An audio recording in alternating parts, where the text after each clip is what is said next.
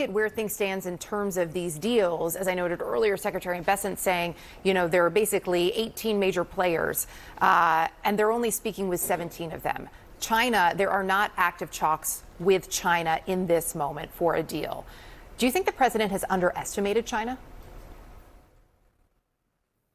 Well, I think that's entirely possible. I think the Chinese are much better at gaming out the permutations of possible confrontations like the one we're in now than certainly Trump is. And so I think their determination not to give in to the way Trump has approached this is pretty strong. And they have one major point of leverage over us.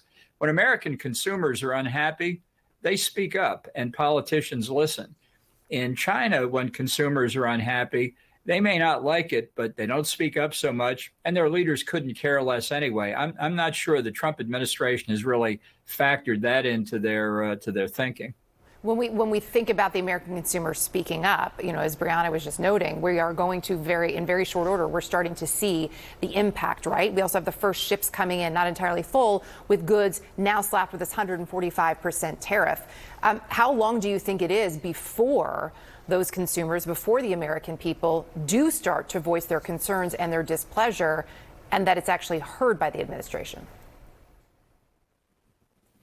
I think the effects of the tariff are going to play out over a long period of time. Trump announced the tariffs in Trump time, and he changed the tariffs in Trump time. And everybody's talking about what he's done today and what he's done tomorrow. Whereas what you hear from businesses all across the country is that they're pausing decisions because of their uncertainty. And so the real effects will play out over a long period of time. And I think they'll be uniformly negative.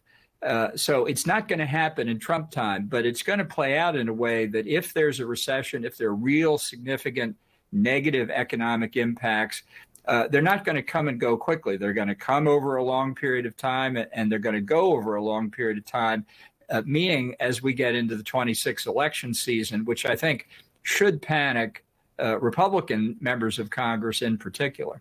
When we look at the lack of deals here, despite promises that one is coming, they are imminent.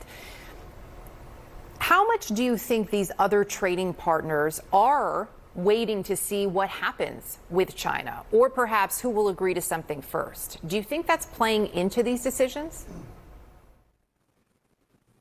Well, I think we've all got to stop playing the game of fascination with a deal. You got to have a deal. All deals are possible if you surrender.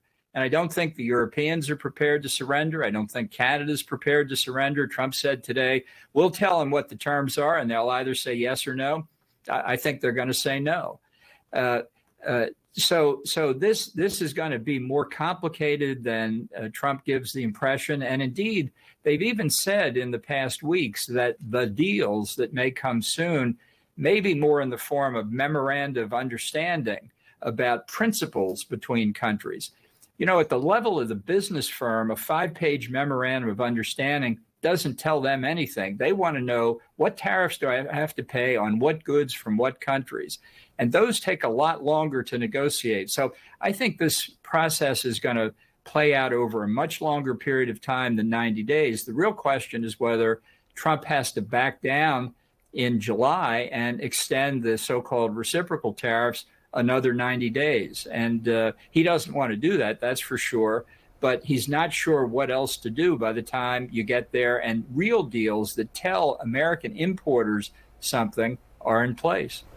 How could this, on an economic front, right, what we're seeing play out in terms of the tariffs and the trade war, how is that impacting U.S. standing when we look at other global relations, when we look at, whether it's ending wars in Ukraine, in Gaza, dealing with other very important global issues?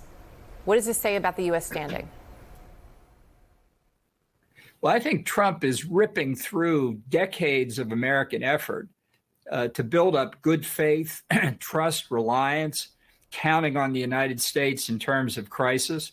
And the economic cost of the tariffs are going to be bad, but the cost in relationship terms, particularly when you add on the vision the world saw of how he treated Zelensky in the Oval Office, the way he's flipped positions from Ukraine's side to Russia's side in that war.